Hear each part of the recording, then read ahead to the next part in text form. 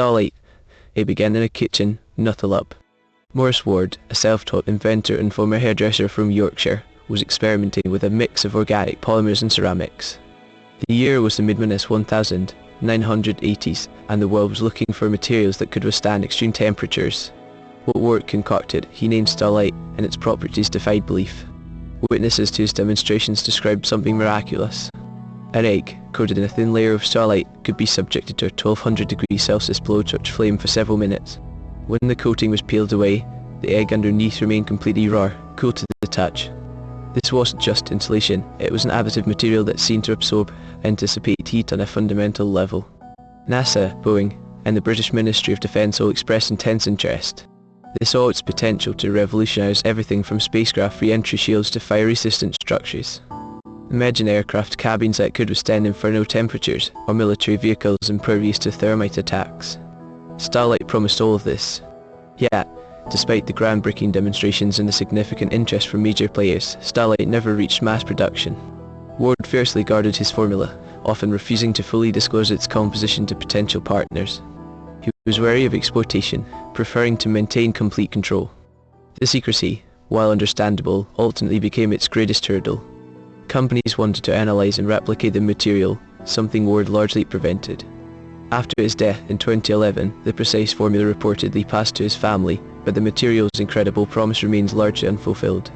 The question persists, what exactly was in Starlite, and why is it still not protecting us today? Flexible glass. Glass has always been synonymous with transparency, yet also with fragility.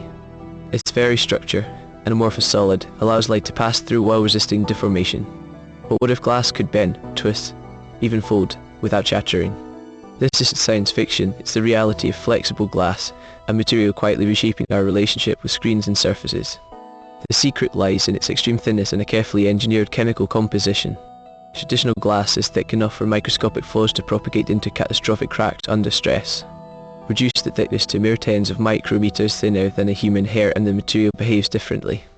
At this scale, the atomic bonds hold together more cohesively, distributing stress more evenly across the surface. Scientists further enhance this by designing alkali aluminosilicate glass, a special blend that allows for extraordinary flexibility and strength when processed using techniques like the fusion draw method, which creates pristine, uniform sheets. This isn't just about making your smartphone screen more resilient. Flexible glass enables entirely new product categories.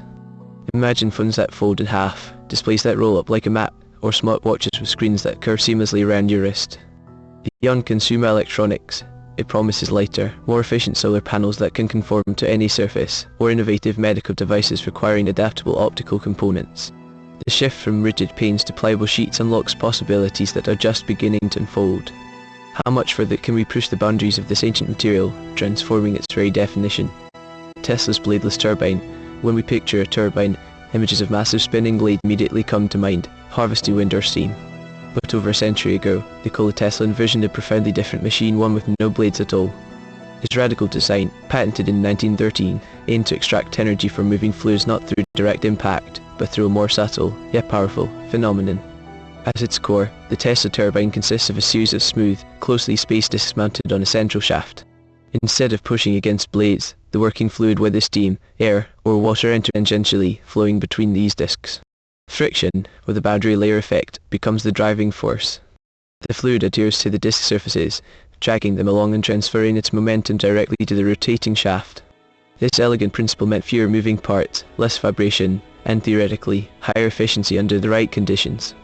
Despite its ingenious simplicity, the Tesla turbine never achieved widespread industrial adoption. Traditional bladed designs were already well entrenched, and the material science of the early 20th century struggled to produce discs smooth and strong enough to withstand the high rotational speeds and temperatures needed for peak performance. Its efficiency also proved highly dependent on precise fluid conditions and tight manufacturing tolerances, making it challenging to scale universally.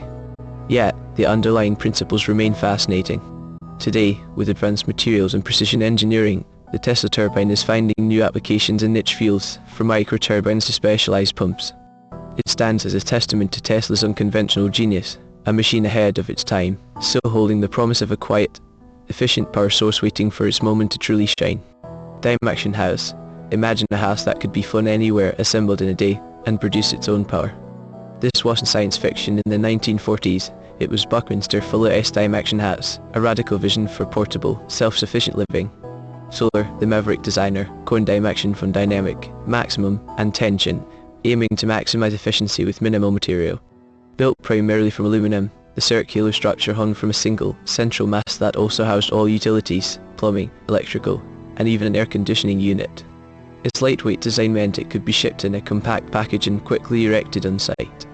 The house featured innovative rotating closets, a composting toilet, and a system to collect and recycle rainwater.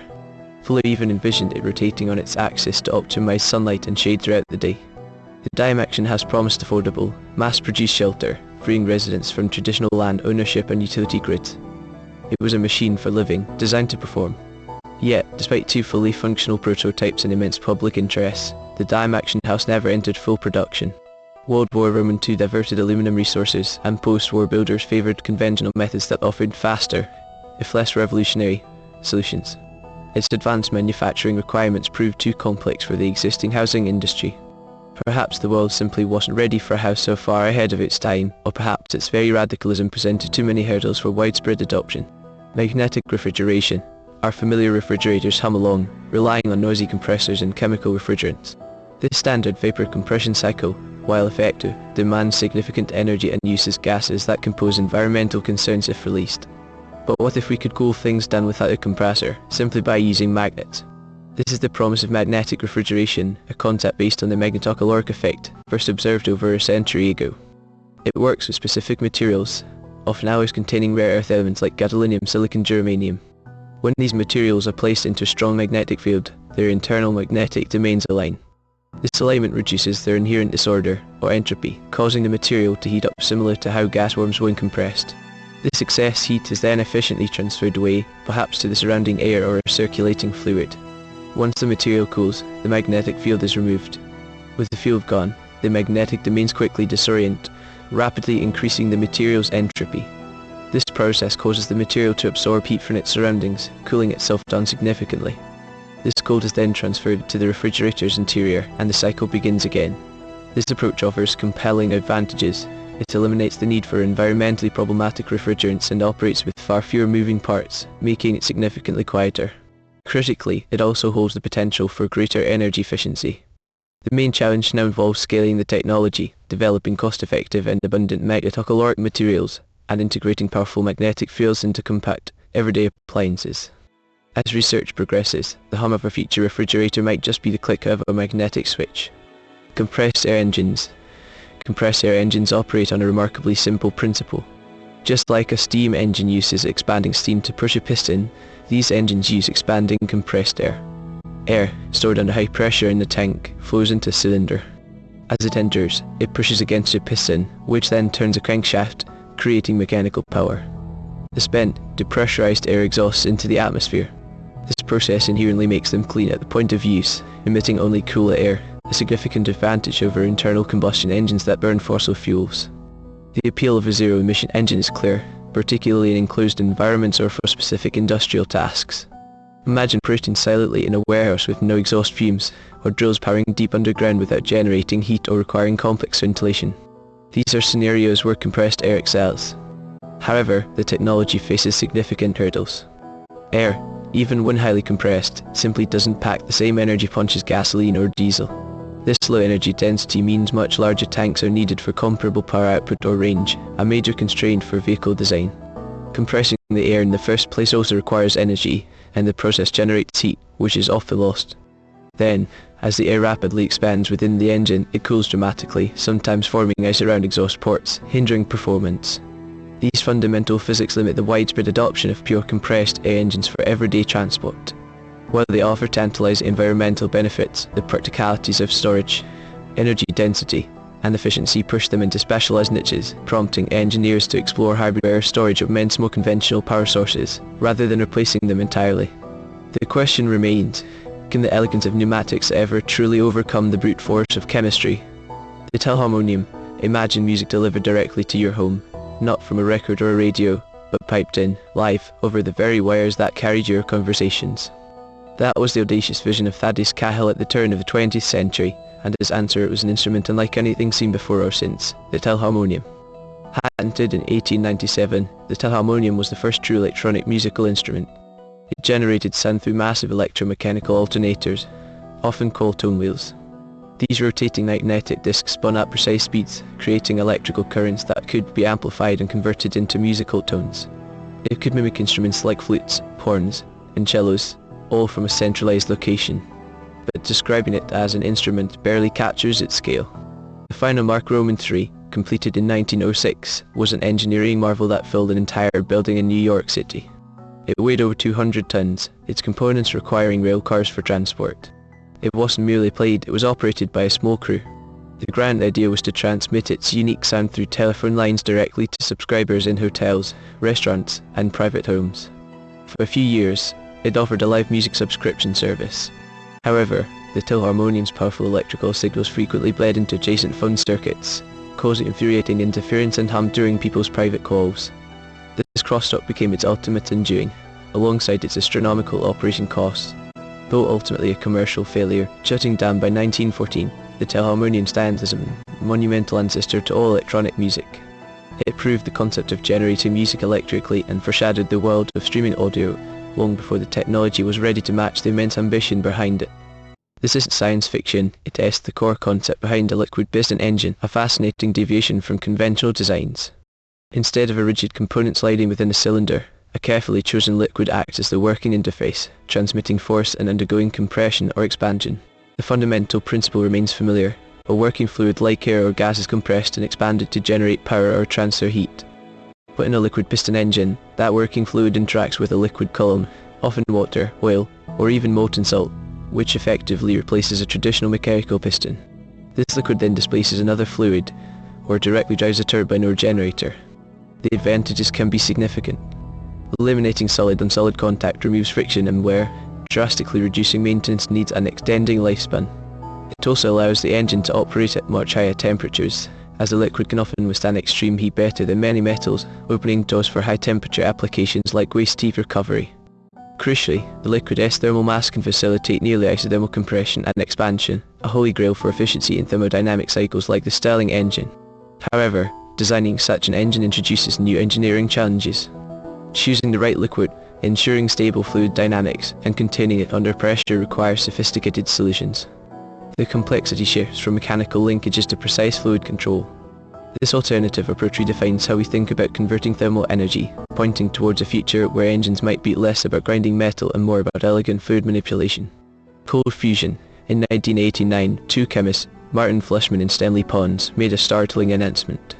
They claimed to have achieved nuclear fusion in a tabletop experiment using simple equipment and at room temperature.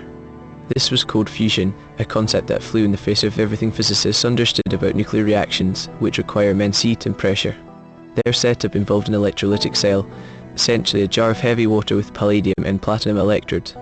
When an electric current passed through, they reported generating more heat than the input energy, along with traces of neutrons and tritium byproducts expected from fusion. The implications were immense, limitless, clean energy, solving the world's power crisis overnight. The media exploded with excitement, but the scientific community quickly grew skeptical. Many labs attempted to replicate the results, often failing to detect any excess heat or the predicted fusion byproducts. Those who reported similar findings struggled with consistency and frequently faced criticism regarding their measurement techniques and controls. The initial enthusiasm gave way to widespread doubt. Anomalies were often explained by mundane chemical processes or experimental error, not revolutionary physics. The scientific consensus largely dismissed cold fusion as a case of pathological science. Yet, a small, dedicated group of researchers persists, exploring what they now often call low-energy nuclear reactions, or LENR. They argue the initial dismissal was premature, and that mainstream science closed the door too quickly. The challenge remains to produce undeniable, consistently reproducible evidence that satisfies rigorous scientific scrutiny.